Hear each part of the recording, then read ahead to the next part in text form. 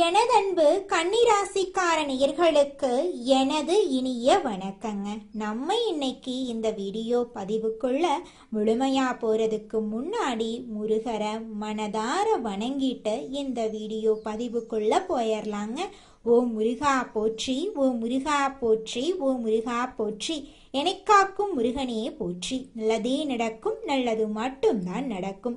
கன்னிராசிக்காரர்களே, சாதாரணமாக தோன்றும் இந்த காலகட்டம் உங்க வாழ்க்கையில பெரிய திருப்பம் கொண்டு வரலாங்க. நீங்க நீண்ட நாட்களாக செய்த முயற்சிகள் இப்போ பலன் கொடுக்க ஆரம்பிக்குதுங்க. சின்ன வாய்ப்பு மாதிரி தெரியும் விஷயம் கூட பெரிய வெற்றிக்கான கதவா நிச்சயமா மாறுங்க. பணம், மரியாதை, முன்னேற்றம் மூன்றும் உங்களை நோக்கி நகர போகுதுங்க. ஆனா இந்த ஒரு நேரத்தை நீங்க தவற விட்டீங்கன்னா அதே வாய்ப்பு மீண்டும் உங்களுக்கு வராதுங்க. இதுதான் அந்த ராஜயோக தருணம். முழுசா தெரிஞ்சுக்க வீடியோவை முழுமையா பாருங்க. கன்னி ராசிக்கார அன்பர்களே, அனைவருக்கும் வணக்கங்க. உங்க வாழ்க்கையில நீங்க இதுவரைக்கும் பார்த்திராத ஒரு மிகப்பெரிய திருப்புமுனை அரங்கேற போகுதுங்க. மங்களகரமான பராபவருட தமிழ் புத்தாண்டு பிறக்கும் நன்னாளான ஏப்ரல் 14, 15, 16 ஆகிய தேதிகள் சாதாரண நாட்கள் கிடையாதுங்க. உங்க தலையெழுத்தையே மாற்றக்கூடிய சக்தி வாய்ந்த நாட்களுங்க. ஆனா அதே சமயம் உங்களுக்கு ஒரு மிகப்பெரிய ஆபத்தும் உங்க வாசல்லையே காத்துக்கிட்டு இருக்குதுங்க. அந்த 4 நபர்கள் யாரு, நீங்க ஏன் உஷாரா இருக்கணும், அப்படி என்ன நடக்க போகுது என்பதை பத்தி இந்த தொகுப்புல முழுமையா பார்க்கலாங்க. இந்த காணொலியை ஒரு நொடி கூட தவிர்க்காம முழுமையா பாருங்க. ஏன்னா நீங்க செய்யும் ஒரு சிறு தவறு உங்களை தேடி வரும் அந்த மாபெரும் பொற்காலத்தை தவிடுபடி ஆக்கிருங்க. கன்னி ராசி மண்டலத்தின் 6வது வீடா அமையும். இந்த ராசி புதன் பகவானை அதிபதியா கொண்ட ஒரு அறிவுபூர்வமான ராசி. நீங்க இயல்பாகவே எதிலும் ஒரு முழுமையை எதிர்பார்க்கக்கூடியவங்க. எதையும் ஆழமாக சிந்தித்து செயல்படும் அறிவாளிகள். மற்றவர்கள் செய்யும் சிறு தவறுகளை கூட எளிதில் கண்டுபிடிக்கும் கூர்மையான அறிவு உங்களுக்கு இருக்கு. ஆனா உங்களுடைய இந்த அதீத சிந்தனையும் மற்றவர்களுக்கு உதவி செய்ய துடிக்கும் இலகிய மனமுமே உங்களுக்கு பல நேரங்கள்ல மிகப்பெரிய எதிரிகளை உருவாக்கி விடுது. கன்னிராசியில பிறந்த நீங்க ஏன் எப்போதும் ஒருவித மன போராட்டத்துடன் மற்றவர்கள் படாத கஷ்டங்களை அனுபவிக்கிறீங்க என்று எப்போதாவது யோசிச்சு உண்டா? அதற்கு காரணம் நீங்க எல்லோரையும் உங்களை போலவே நேர்மையானவர்கள் அப்படின்னு நம்புறது தான். கடந்த சில ஆண்டுகளா சற்று திரும்பி பாருங்க. நீங்க யாருக்கெல்லாம் உண்மையா இருந்தீர்களோ, யாருடைய வேலைகளையெல்லாம் உங்கள் தோல்ல சுமந்து செய்து முடித்தீர்களோ அவர்களே உங்களுக்கு மிகப்பெரிய துரோகத்தை செஞ்சிருப்பாங்க. உங்கள் கடின உழைப்புக்கு வேறு யாரோ ஒருவர் பெயர் வாங்கி இருப்பாங்க. உங்க கையில பணம் இல்லாவிட்டாலும் மற்றவங்க கஷ்டப்படுறத பார்த்து உங்க அறிவையும் உழைப்பையும் கொடுத்து உதவி செய்திருப்பீங்க. ஆனா நீங்க செஞ்ச தர்மம் உங்களுக்கு புண்ணியத்தை சேர்ப்பதற்கு பதிலா உங்களை பல மன உளைச்சல்களிலும் ஏமாற்றங்களிலும் கொண்டு போய் நிறுத்தியிருக்கு. உங்க குடும்பத்தினராலேயோ பல நேரங்கள்ல உங்கள் நியாயமான சிந்தனையை தவறாக புரிந்து கொண்டிருப்பட்டிருக்கும். நான் எவ்வளவு உண்மையா உழைச்சாலும் எனக்கு ஒரு அங்கீகாரம் கிடைக்கலையே என்று தனிமையில் அமர்ந்து நீங்க கண்ணீர் விட்ட இரவுகள் ஏராளமா இருக்கு. பொருளாதார ரீதியா பார்த்தா நீங்க சேமிக்க வேண்டும் என்று நினைத்தாலும் திடீரென வரும் மருத்துவ செலவுகளோ அல்லது குடும்ப செலவுகளோ உங்க சேமிப்பை கரைச்சிருக்கும். உங்கள் அறிவையும் திறமையும் யாரோ ஒருவர் பயன்படுத்தி முன்னேறி இருப்பாங்க. எதை தொட்டாலும் தடை உடைப்பதற்கு ஏற்ற பலவீனமின்மை என ஒரு வழித்தடத்துல சிக்கி தவித்த உங்களுக்கு மங்களகரமான பராபவருட தமிழ் புத்தாண்டு பிறக்கும் இந்த நன்னாளில் கிரகங்களின் சஞ்சாரம் உங்க ராசியில ஒரு பிரம்மாண்ட மாற்றத்தை ஏற்படுத்த போகுது. வெண்ணில் சஞ்சரிக்கும் கோள்களில் நிலையில் எப்போதும் ஒரு மிகப்பெரிய மாற்றம் நிகழுது. உங்கள் ராசிநாதனான புதன் பகவானின் அருட்பார்வையும் மற்ற கோள்களின் சூழ்ச்சியும் உங்களுக்கு சாதகமான திசை திருப்பது. இனிமேல் உங்களை சுற்றியிருந்த எதிர்மறை ஆற்றல்கள் அனைத்தும் விலகி நேர்மறையான அதிர்வுகள் உங்க இல்லத்தையும் உள்ளத்தையும் நிரப்ப போகுதுங்க. இத்தனை காலம் உங்க வாழ்க்கையில இருந்த அனைத்து கஷ்டங்களும் காணல் நீரா கரைஞ்சு போக போகுதுங்க. இத்தனை காலம் கையில காசு தங்களையே வறுமை வாட்டுதே என்று வருத்தப்பட்ட காலம் முடிஞ்சிருச்சு. தடைபட்டு நின்ற காரியங்கள் இப்போது தங்குதடையின்றி அரங்கேறும். நீண்ட நாட்களாக உங்க அறிவுக்கு ஏற்ற வேலை கிடைக்காம திண்டாடிய உங்களுக்கு உயரிய பதவிகள் தேடி வரும். எதிர்பாராத திசையிலிருந்து பணவரவு உங்களுக்கு கிடைக்கும். கடன்கள் எல்லாமே படிப்படியா குறையும். இது வெறும் அதிர்ஷ்டம் மட்டுமில்லைங்க, உங்க அறிவுக்கும் நியாயமான உழைப்பிற்கும் இறைவன் கொடுக்கும் அங்கீகாரம். தொழில் மற்றும் வியாபாரத்துறையில இருக்கிறவங்களுக்கு இது ஒரு பொற்காலம். நீங்க இழந்த பணத்தை பல மடங்காக திரும்ப பெறும் நேரமா இந்த நேரம் இருக்கு. உங்கள் புதிய திட்டங்கள் மிகப்பெரிய வெற்றியை கொடுக்கும். புதிய முதலீடுகளை செய்வதற்கும் புதிய முயற்சிகளை தொடங்குவதற்கும் இதுவே மிக சிறந்த தருணமாயிருக்கு. கூட்டாளிகளுடன் இருந்த மனக்கசப்புகள் நீங்கி உங்க அறிவுத்திறனுக்கு உரிய மதியாத கிடைக்க போகுதுங்க. இந்த ஏப்ரல் 14, 15, 16 ஆகிய தேதிகளில் உங்கள் மூளை மிகவும் சுறுசுறுப்பாயிருக்குங்க. நீங்க எடுக்கும் ஒவ்வொரு சிறிய முடிவும் பின்னால ஒரு மிகப்பெரிய ஆலமரமா வளர்ந்து உங்களுக்கு நிழல் தருங்க. அதுல துளி கூட மாற்றமே கிடையாதுங்க. கன்னிராசி நேயர்களே, இப்போது நம்ம பார்க்க போகும் இந்த பகுதி உங்க வாழ்க்கையில மிக முக்கியமான ஒரு எச்சரிக்கை மணிங்க. அதிர்ஷ்டம் கதவை தட்டும் போது அதே கதவின் பின்னால சில சவால்களும் ஒளிந்திருக்கும் என்பதுதான் பிரபஞ்சத்தோட நியதிங்க. உங்க வாழ்க்கையில இந்த தமிழ் புத்தாண்டு காலத்துல ஏற்பட போகும் அந்த பொற்கால மாற்றத்தை தடுப்பதற்கோ அல்லது திசை திருப்புவதற்கோ சில மனித உருவல வரும் தடைகள் காத்துக்கிட்டு இருக்கு. அதீத சிந்தனையால முடிவுகளை தள்ளி போடும் உங்களின் அந்த குழப்பமான மனநிலையே உங்களுக்கு பல நேரங்கள்ல வினையா முடிஞ்சிருது. இந்த ஏப்ரல் 14, 15, 16 ஆகிய தேதிகள்ல நீங்க யாரையெல்லாம் உங்கள் நிழலுக்குள்ள அனுமதிக்கணும், யாரிடமெல்லாம் ஒரு பாதுகாப்பான இடைவெளியை நீங்க பேணணும் அப்படிங்கறதுல மிகுந்த எச்சரிக்கையோட நீங்க இருக்கணுங்க.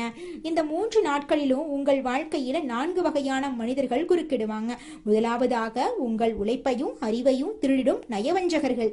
இவங்க உங்க முகத்துக்கு நேரா மிக அன்பாக பேசி நீங்க புதிதாக யோசித்து வச்சிருப்பீங்கல்ல அந்த தொழில் திட்டங்களையோ உங்களின் ரகசிய உத்திகளையோ தந்திரமாக கேட்டு தெரிந்து கொண்டு அதை அவர்களின் பேரில் செயல்படுத்த துடிப்பாங்க. இவர்களிடம் உங்கள் ரகசியங்களை தப்பி தவறி கூட பகிர்ந்து கொள்ளாதீங்க. இரண்டாவதாக உங்கள் இலகிய மனதை பயன்படுத்தி ஜாமீன் கையெழுத்து அல்லது கடன் கேட்கும் நபர்கள். கன்னி ராசிக்காரர்களால் உதவி என்று கேட்பவர்களுக்கு இல்லை என்று உறுதியாக சொல்ல முடியாது. இதை தங்களுக்கு சாதகமா பயன்படுத்தி கொண்டு உங்களை சட்ட சிக்கலிலோ அல்லது கடனிலோ மாட்டிவிட ஒரு கூட்டம் இந்த நாட்கள்ல உங்களை தேடி வரும். இவர்களிடம் நீங்க மிகவும் கராராக இல்லை என்று சொல்ல பழகணுங்க. மூன்றாவதாக உங்கள் மனசுல தேவையில்லாத சந்தேகங்களை வதச்சு நல்ல வாய்ப்புகளை கெடுக்கும் குழப்பவாதிகள். கன்னி ராசிக்காரர்கள் எதற்கும் 100 முறை சிந்திப்பார்கள்.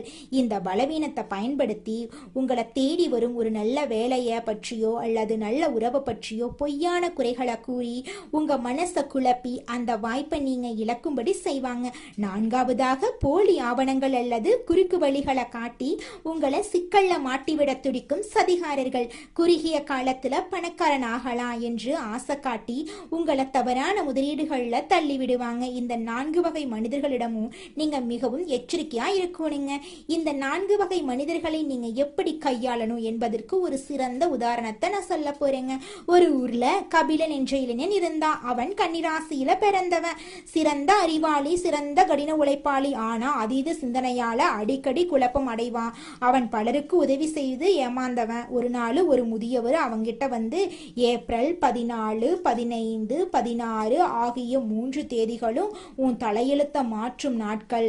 ஆனா 4 உருவங்கள்ல உனக்கு சோதனை வரும். நீ யாருடைய பேச்சையும் கேட்பாம உன் அறிவையும் மனதையும் பயன்படுத்தி நீ அமைதியா இருந்தீனா உனக்கு வாழ்க்கையில பொற்காலம் கிடைக்கும். எச்சரிக்கையா இரு அப்படின்னு சொல்லிட்டு போனாரு. புத்தாண்டு தினமான ஏப்ரல் 14 அதிகாலையில கபிலனின் சக ஊழியரில் ஒருவன் வந்து மிகவும் அன்பா பேசி கபிலன் பல மாதங்களாக உதைச்சு உருவாக்கிய ஒரு திட்டத்தின் ரகசியங்களை கேட்க முயற்சி செஞ்சான். கபிலனுக்கு முதியோரோட எச்சரிக்கை நினைவுக்கு வர நிதானமா எந்த பதிலும் கூறாம அவனை தவிர்த்துட்டான்.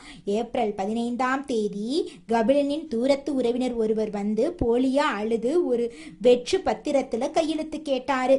கபிலன் இறக்கப்பட்டாலும் தனது எதிர்காலத்தை கருத்தில் கொண்டு உறுதியா முடியாது அப்படின்னு சொல்லிட்டான். பிறகுதான் தெரிந்தது அந்த நபர் மோசடி வழக்குல சிக்கியவர் அப்படின்னு.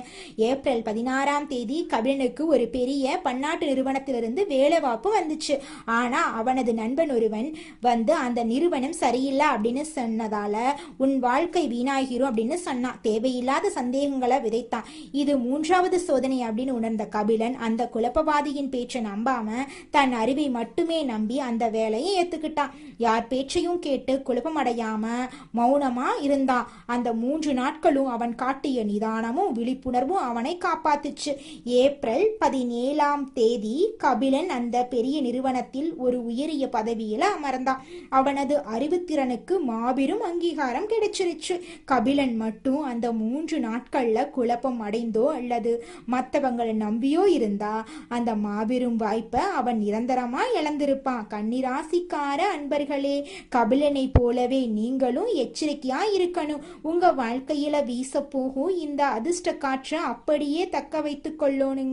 வரப்போகும் நன்மைகளை இரட்டிப்பாக்கி கொள்ளவும் நீங்க செய்ய வேண்டிய ஆன்மீக கடமைகளை குறித்து நம்ம இப்ப தெரிஞ்சுக்க போறேங்க.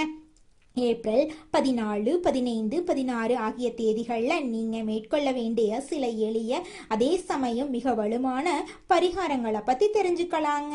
உங்கள் வாழ்க்கையில் நல்லதையெல்லாம் நடக்கணும் அப்படின்னு நினச்சிங்கன்னா தினமும் அதிகாலையில் நேரமே எழுந்து சூரிய பகவானை வழிபாடு செய்யுங்க. உங்கள் வாழ்க்கையில் நல்லதெல்லாம் நடக்குங்க. இத்தனை காலம் நான் பட்ட கஷ்டங்கள் போதும் இறைவா, இனி வரும் காலம் எனக்கு ஒளியாக அமையணும் அப்படின்னு மனதார வேண்டிக்கோங்க. அடுத்ததுல தானங்கள்ல சிறந்த தானத்தை பத்தி தெரிஞ்சுக்கலாம். புதன் பகவானின் அருளை பெற பச்சை பயிறு தானம் செய்யறது மிகவும் சிறப்பு.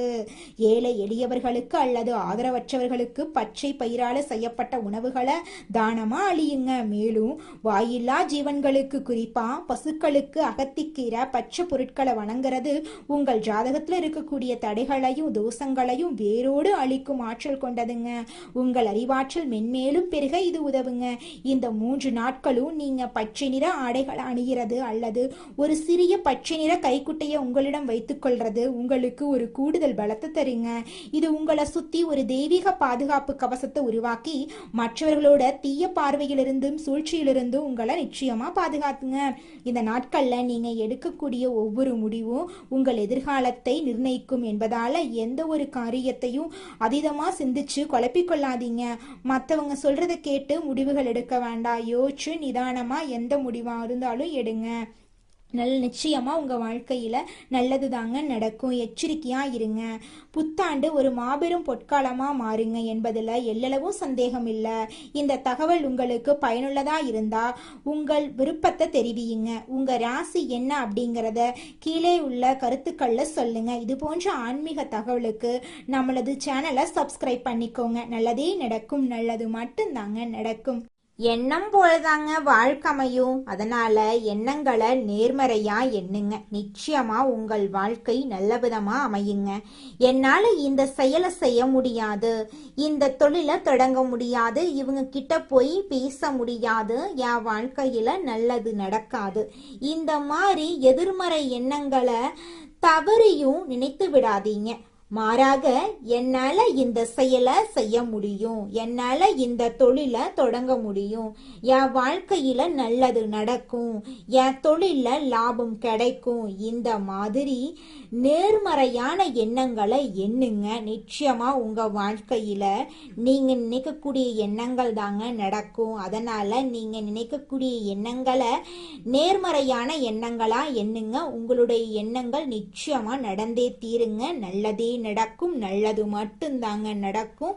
கெட்டது அப்படிங்கிற பேச்சுக்கெல்லாம் துளி கூட இடம் கிடையாதுங்க. கன்னி ராசிக்காரர்கள் மனதை தெளிவுபடுத்த வேண்டுங்க. எதிர்மறையாக பேசுபவர்களிடமிருந்து ஒதுங்கி இருக்க வேண்டுங்க. கோவிலுக்கு போவது, வழிபாடுகள் செய்வது, குலதெய்வ கோயிலுக்கு போவது போன்ற விஷயங்களை செஞ்சா நல்ல அதிர்வலைகள் உங்க வாழ்க்கையில வருங்க. நல்ல ஆடைகளை அணிய வேண்டுங்க. அப்பத்தாங்க உங்களுக்கு ஒரு புத்துணர்ச்சி இருக்கும்.